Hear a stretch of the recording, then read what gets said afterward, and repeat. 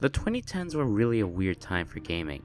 Nintendo and Square Enix effectively killed off both of their strong female heroines with just one game, leading to their respective series not getting a sequel until much later, and some of the most divisive titles in many series catalog released during this decade. This led to people beginning to feel wary of the yearly releases of big titles like Call of Duty. Survival horror especially took a hit during this time, as the big staples of the genre at the time, Resident Evil and Silent Hill, took a more action-oriented approach with their games, which to this day has caused division amongst the fan bases of both series.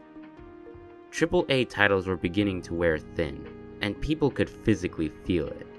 However, indie game developers took this opportunity to release hit after hit, games that to this day get endless amounts of praise and recognition for their contribution to the video game industry, and the biggest of which just so happens to be Five Nights at Freddy's.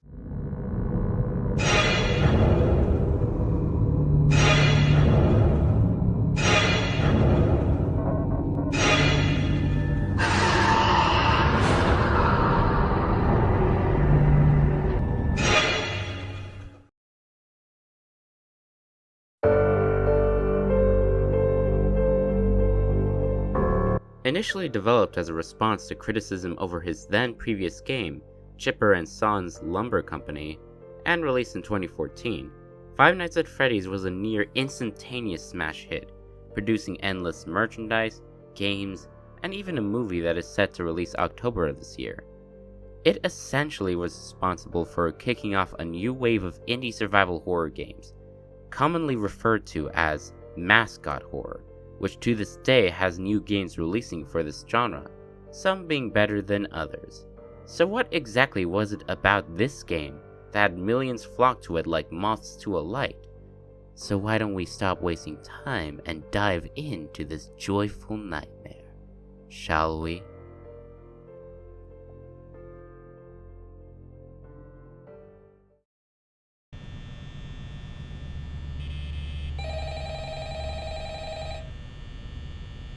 The game begins with you sitting in an office looking around, trying to figure out what you're supposed to do when you get a call.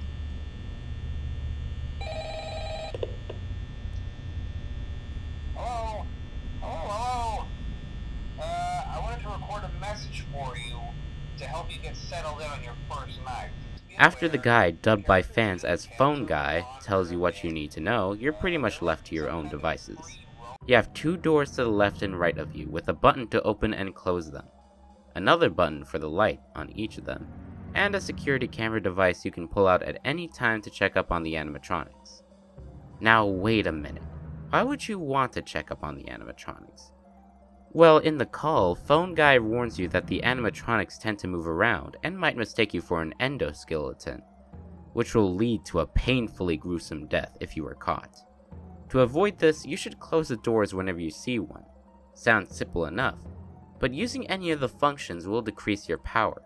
Your power is the little number on the bottom left corner that slowly decreases as you play, and pretty much any action you take will decrease it. Lights, doors, the camera, everything has a cost. Hell, even sitting around and doing nothing will decrease the power, so it's up to you to both keep the animatronics out of your office and to make sure your power doesn't run out. This is what defined Five Nights at Freddy's. At the time, there weren't many other video games that played quite like this one. You had Night Trap, sure, but it couldn't really make the cultural splash that FNAF did, because 1, it was on the Sega CD, and 2, very limited qualities were printed out due to a stupid violent video game political movement that targeted this game especially. So even if it was a cult classic at the time, it wouldn't really move much beyond that point. Five Nights at Freddy's released at a time when big survival horror titles were getting stale, and the indie game was flourishing. This was the big concoction that it needed to skyrocket this otherwise niche game into popularity. That and also its increased accessibility. Other survival horror games had things like tank controls or puzzles that would drive away people from trying out games in the genre, and while they introduced things to help people out like modernized controls or lower emphasis on puzzles, they still failed to reach out to a wider audience. FNAF completely bypasses all of that. All you need is a mouse and a computer to run this game on, and you're good to go. No exploration, no puzzles, just the bare essentials of a survival horror game that is accessible to both veterans and newcomers alike. Along with that, you've got the excellent sound design, which while there are plenty of open source sound effects used around, they're distinct enough to not take away from the game's identity and serve to further keep you on the edge.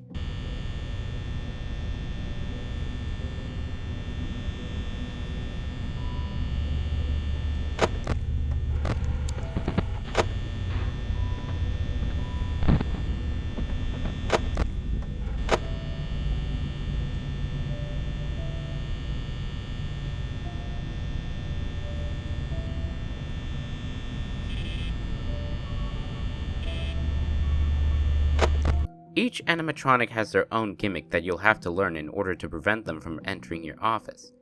And while that might sound daunting, the game does tell you how to deal with them through phone calls. In the first 2 nights, Phone Guy will be dropping off hints or tidbits that can be crucial to surviving the night. For the first night, Bonnie and Chica will be active, so when he mentions them roaming around at night, and you needing to close the doors, that's your hint on how to deal with them. Check the left and right doors to see if they're there, and if they are, close the door until they go away. Night 2, Phone Guy will mention one of the animatronics, Foxy, doesn't like to be looked at in the curtains. That is your hint to check up on him to prevent him from running into your office. But by night 3, he only really mentions Freddy being active, and doesn't give you any useful tips on how to deal with him. And by night 4, he's presumably killed off, so yeah. Great. So far what I've described is pretty simple, and for the most part it is. Easy to pick up and easy to learn. That's not to say the game can't be challenging, especially in the later nights. First 3 nights I was able to finish on my first attempt, and then by night 4 the difficulty suddenly spikes as the game decides to throw RNG at your face. You see, this game has a system where certain elements will be activated or deactivated at random, leading to things like animatronics moving in more passively or aggressively, or whether or not certain Easter eggs will appear.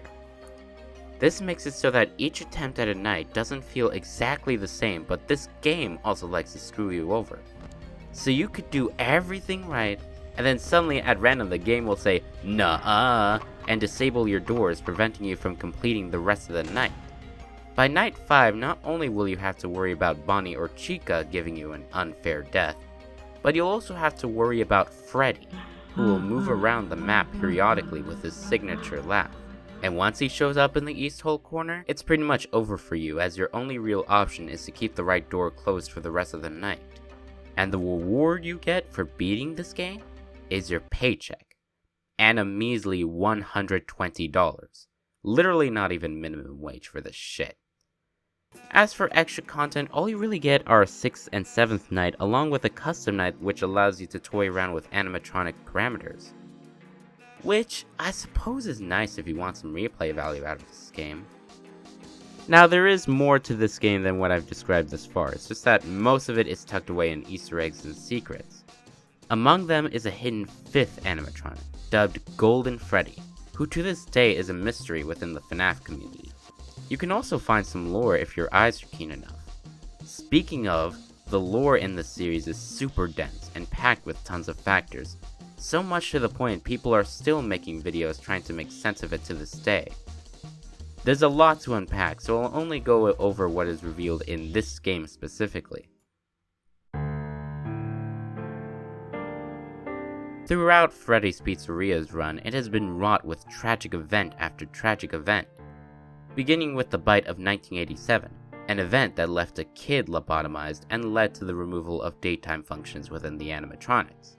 Sometime after or before, 5 children went missing in the pizzeria, and afterwards it was discovered they were murdered by a man wearing a mascot costume. A suspect was found and convicted, but the children's bodies weren't able to be recovered. Days later, customers began complaining of a foul smell emanating from the animatronics, along with blood flowing from their eyes and mouths. It can be presumed, both from the gameplay and through the information that is given about the case, that these children were likely stuffed inside of these animatronics and now haunt the place, explaining many of the strange occurrences of this game. It is quite an interesting story to piece together yourself, and still yet a lot of things that are left to interpretation. It's simple and short, but for this type of game it works wonders as it gives you the sense that something terrible out of your control has crept its way out of the pizzeria, and now the consequences have been placed on you. And yeah, that is it. It's a pretty short game that you can beat in about 1 to 2 hours with minimal replayability, but it is still a neat little experience worth checking out. If you're already a fan of the Five Nights at Freddy's series and haven't picked this up in a long time, or you're a newcomer to the series wanting to know what all the buzz is about, I'd say it's worth checking out.